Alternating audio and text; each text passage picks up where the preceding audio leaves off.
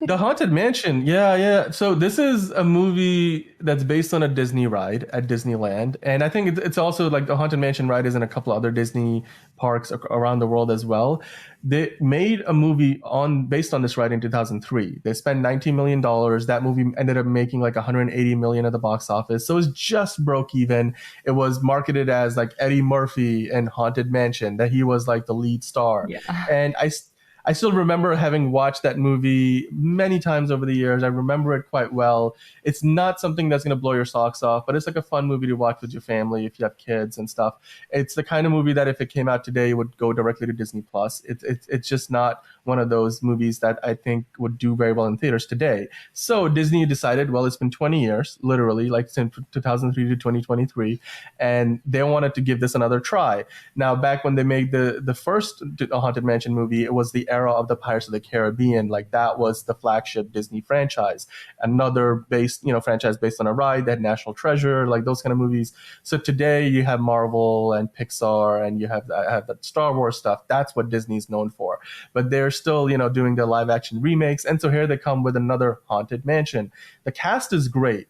And I will be honest with it's not the best movie. I could definitely see the reasons why it's gotten the reviews that it's gotten. It's rotten on Rotten Tomatoes. It's under 50%, and it's got like a 33 odd $1 million start at the worldwide box office. So it's not very good. Like, what did you think about the movie? So when I when I actually went to go see Barbie, it was the opening night for the Haunted Mansion, and there was somebody Hmm. who legitimately fully dressed up as one of the characters from the first movie. She was like, I think she was playing the bride, but she was wearing like all black, like a black veil, like all black, and she was Whoa. playing like the bride from the first movie. Um, it was a lot. Wow. They liked it. I don't know. I think it's one of those movies that like what I said with Renfield, right? It's one of those things where you sort of take it or leave it. I think it would have been Yeah. better served coming out in October. I think it's a good family favorite. I think the acting was particularly hokey in a way that like Yeah. seemed just bad versus like when you went to go see Zoolander, right? Like it's almost the same kind of Yeah. humor in a way, but Zoolander was a way better movie. Like So it's like if you're gonna do it way over the top. Like it just didn't feel like it yeah, was over the top like enough. they feel like they just like went there and then didn't follow through, and so it just came off Yeah. as like, oh, Right. Like in that yeah. sense, I think Danny DeVito was the only actor in this movie who was like, this is a bad movie and this is meant to be really over the top corny, so I I'm think gonna he do my was best with the it. highlight of the movie. Like the Right. when Danny DeVito Yep. literally gets like removed from the ladder, that stuff Yep. that was funny. That was good Yep. physical comedy. Also, it was so nice to see Danny DeVito in something again. I haven't seen Danny DeVito.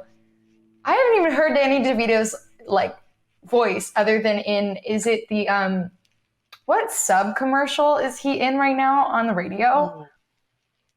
Well. There's also like that those commercials play on TV too. I think it's Oh, what I haven't is seen it? them. Is it Is it Jimmy Jersey Mike? John's?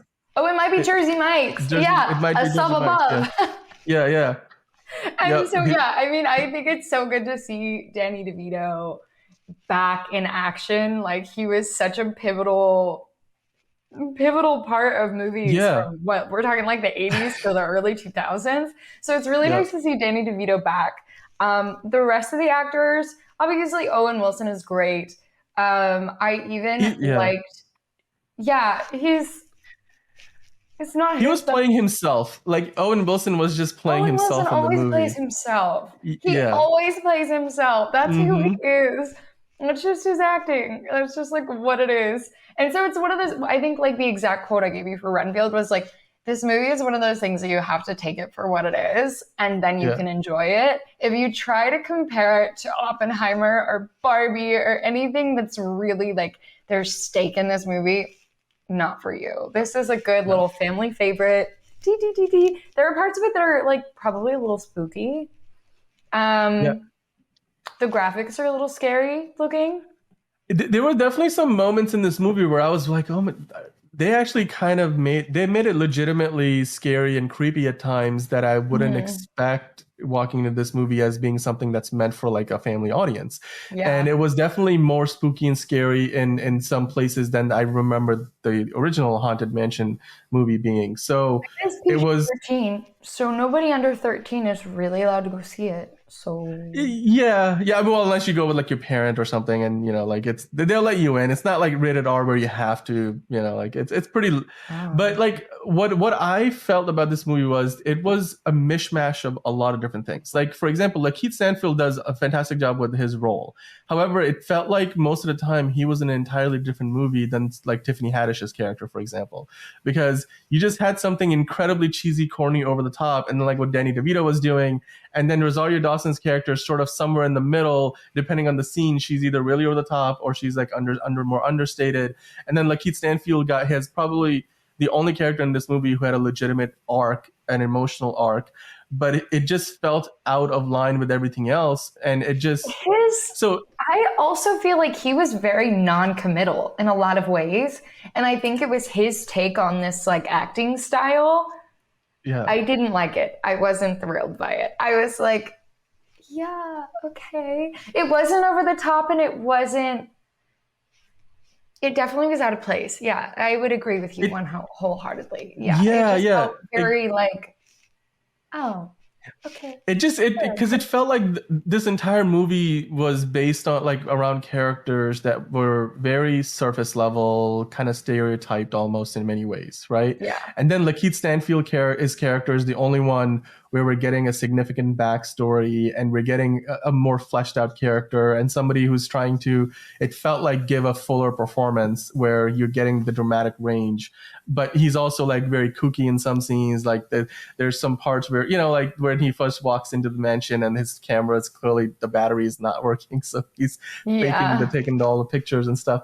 So it just felt like this definitely is the kind of movie that I would have expected to watch in the early 2000s from Disney and been like, okay, well, that's a Disney movie for you. It's live action Disney. That's not animated, so there's only so much you're gonna get. But today it just definitely feels like, I think one of the reasons why they probably released it in this time of year, because originally this was slated for March of this year, and then Disney shuffled their movie release schedule over the last couple of years due to COVID delays and everything else. They moved it to July, probably not to October, because they figured, hey, let's drop it here. This movie's probably not going to do very well no matter where we drop it, so that by the time Halloween comes, it will be on Disney Plus. And then there's been movies that Disney has come out with recently that have found a second life on Disney Plus, like some movies do on Netflix or TV shows. So they probably figured that's their best But it's bet doing here. so badly in It theaters right is. now. It's like, is it even going to make it to like time wise? It launches. It doesn't make sense. Like, I, d- I it don't have doesn't. hopes for it. Yeah, it doesn't make sense. I don't know. By the time it comes out on streaming, it's going to be what, September, and so it's going to be a whole month early. It's like, I Yeah. guess it could try to delay it for October when people get into their spoopy feelings, but hmm I don't think this movie is going to last in theaters until the end of It, August. No, well, it's definitely going to be difficult, especially because of everything that's coming out in August, everything that's already out now. Yeah. Like you go to the movie theater today, you have Barbie, you have Oppenheimer, you have Haunted Mansion, you have Mhm. Mission Impossible. You're gonna soon have the Teenage Mutant Ninja I Turtles. You're think gonna have the Asteroid Meg City is 2. still in some theaters. Yeah. So you look at all of those movies, and I'm like, most people are not going to look at Haunted Mansion as being anywhere near their top three. Yeah, So no. if you are at best your fourth choice for somebody to watch your movie, and it's already like in your opening weekend alone, it's only going to get worse from here. Because yes, I we're still in really the summer have month. a lot of questions about the marketing choices of this movie. Like, I don't know why they decided to put it in theaters, slated against everything else that was in theaters. Like, it just feels like a massive misstep, but hmm it makes me wonder, like, if they knew they were going to take a massive loss. Like, I think you're right. You're onto something there, because this is the movie that I believe was announced while Bob Chapek was still like in charge of the company. yeah, And back then they were all about like, let's keep pushing, and we want to do these Disney ride movies, we want to do these remakes, we want to do like 8 Marvel projects a year. It was about quantity over necessarily quality, yeah, and they have committed $150 million to this movie in just production budget alone. But then noticed that the marketing for this was very understated. They put out a few trailers, they had some promotions here and there, but by no means did they really market this movie well enough to try to get it an audience that it would probably have needed. But they probably did that because they realized this is not a very good movie. And at this point, they're just cutting their losses. So I Yeah. definitely feel like this is Disney, through their actions on how they released this film, telling us we know it's not a good movie.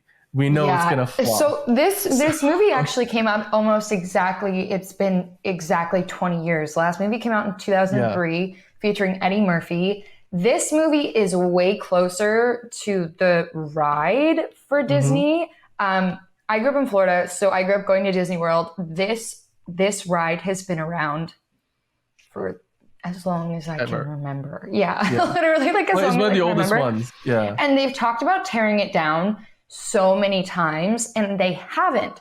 So I also wonder if like they released this movie in hopes to sort of like revive the ride. I don't know if they would do that, but like I mean, I guess in conjunction it's like tear it down, build something new or throw 150 million to try to like I don't know. I don't know. Maybe that's me like pulling for straws here, but it feels like it could have just been a you know, we don't want to spend $5 million tearing this down and building a whole new ride. Why don't we just spend money to do that? I don't know. I don't know, but we'll Yeah, I see. mean, I see where you go, but Yeah, it I'm wouldn't. like, That would be a really bad business decision if they're like, they oh, all like, seem like bad business decisions. This whole yeah, movie seems like a poor business decision. right. Because I'm like, okay, so if they're gonna avoid hundreds of millions of dollars making a new ride, then why? Then I mean, okay, look, here's the thing. Ultimately, like, quite simply speaking, no movie should be wasting $150 million doing anything. Yep. There's it's $150 million is a lot of money. There's like movies like The Dark Knight. There's movies like Logan. Like these are just superhero movies, but I can give you examples of like Oppenheimer, made for $100 million. The most Mission Impossible movies are made for less than 150. There's a lot you can do with that money, and I So think that why do one you of think the this movie cost so much? All the CGI? there's a lot of CGI in this movie, Yeah. and I bet you that a lot of that money went towards the cast because like they got Oh, they A-list did have cast, a big cast for this. and You guys, I was so shocked. We had cameos from, gosh, everyone was famous in this movie. We well, have, Jamie Lee Curtis has a role, and then like Jared Leto's playing like the mhm. Hatbox Ghost We have in Winona Ryder who Winona makes a Ryder. little cameo. Was like a very little role. I'm like, what? So small.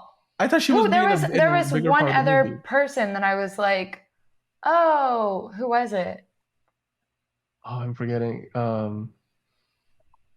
I'm sure like it will. It's probably Yeah, I not don't worth remember. this. Yeah, I was like, I don't know. But we've got like an A-list cast, right? So maybe Yes. but that's also a trend I'm starting to realize in a lot of the last movies lately. Like I feel like all the movies we're going to see, I'm like, he was in it and he was in it and she was in it and they were in it. What is this sort of like massive star It trend going on right now? the thing is that a lot of movies do this because they expect to either have that obviously for marketing purposes, your stars sell your movie, but at the same time, I just feel like nowadays people are less and less enamored by A-list casts because you Yeah. have movies like Babylon and you have movies like Haunted Mansion where you will have a all-star cast, but that doesn't necessarily translate to a great movie. Like Barbie's got an all-star cast, Oppenheimer's Yeah. got a fantastic all-star cast, but those are also made by two fantastic filmmakers, and that also doesn't mean they're also always going to hit because I think Babylon was made by I'm forgetting the name of the director, but he has a very good track record. But that movie like went nowhere fast, so it doesn't My always review of guarantee that movie is quality. still very intact Yeah, with how I feel about the movie. It was yeah, a lot. It yeah. was a lot. And it was like So too yeah, much and too long. hmm Um, but yeah, I don't know. I guess also too, like it's the sort of I guess I disassociate in a way from this because so many movies have so many stars nowadays, it doesn't have the same effect on me. it's also you know what I'm it is. like, When it works well because the you're not watching the actors, you're watching yeah, their characters. Like if you yeah, look at an Oppenheimer, right? You're watching Florence Pugh, you're watching Cillian Murphy, you're watching all of these fantastic actors, but in the heat of the moment when it's Emily Blunt and Jason Clarke having that intense conversation scene in Mhm. that like the private hearing, like you're not worried about, oh, that's Emily Blunt. Yeah, No, no. you are paying attention. Oh, that's What's going Oppenheimer's on? wife standing up Yeah. for for her husband. Hmm. That's so you're pulled into the story. You're not focused, and these actors have really just they've become their characters in the movie. They're Hmm. full. They're doing a fantastic job acting, like doing their job. They're not acting as themselves. They're playing a character.